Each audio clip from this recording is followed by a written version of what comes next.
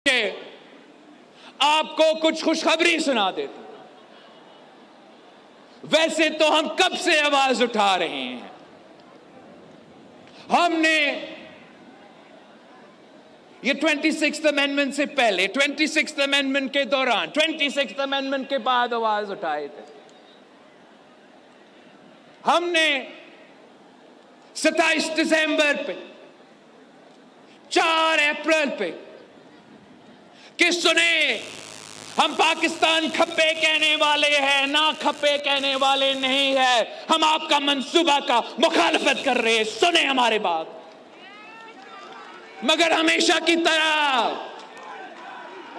ये इस्लामाबाद वाले अंधे हैं, बहरे हैं, वो ना देखने के लिए तैयार है, वो ना सुनने के लिए तैयार है।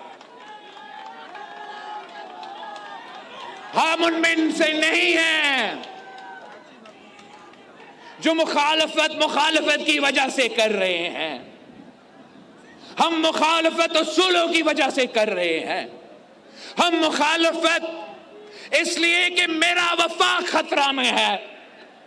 हम मुखालफत इसलिए कर रहे हैं कि ऐन उसी वक्त जब अलहदगी परस्त दहशतगर्दी की तंजीमें आप पे, बलोचिस्तान और पख्तूनख्वा पे हमले कर रहे हैं, ऐन उसी वक्त जब मजहब के नाम पे बैनुल-अक़वामी कोर्टों की मदद से आपको मुल्क भर में दहशतगर्दों का मुकाबला करने पे मजबूर हो चुके हैं, ऐन वक्त जब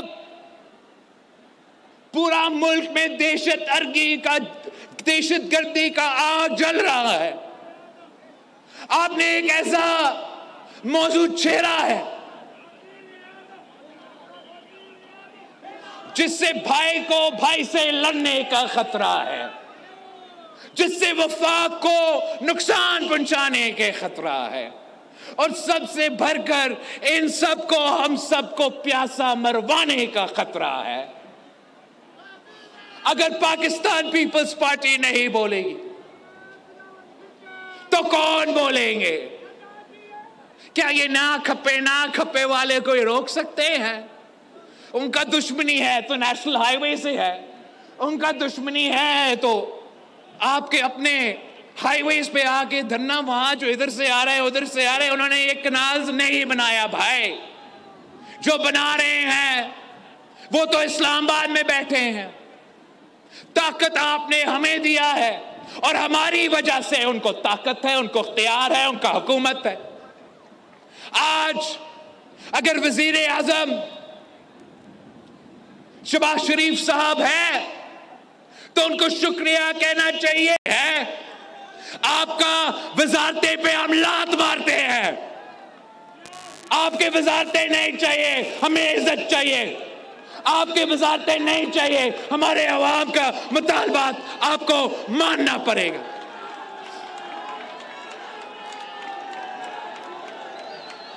हमने चाहा कि आज आके मैं आपके सामने ऐलान करता कि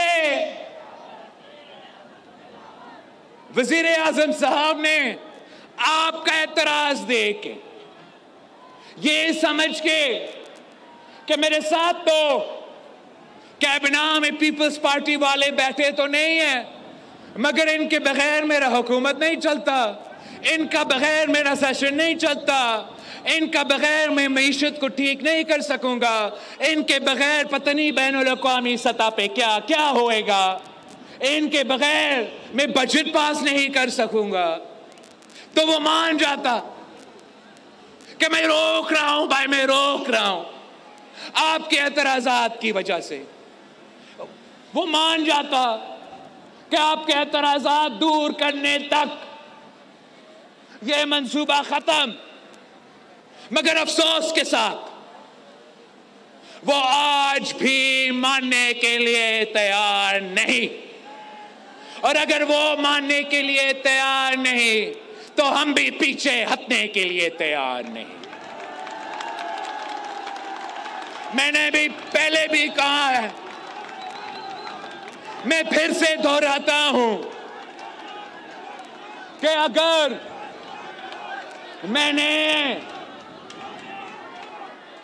मैंने शहबाज शरीफ साहब और हैदराबाद के अवाम के दरमियान अगर मैंने फैसले करना है तो ये मुश्किल फैसला नहीं है।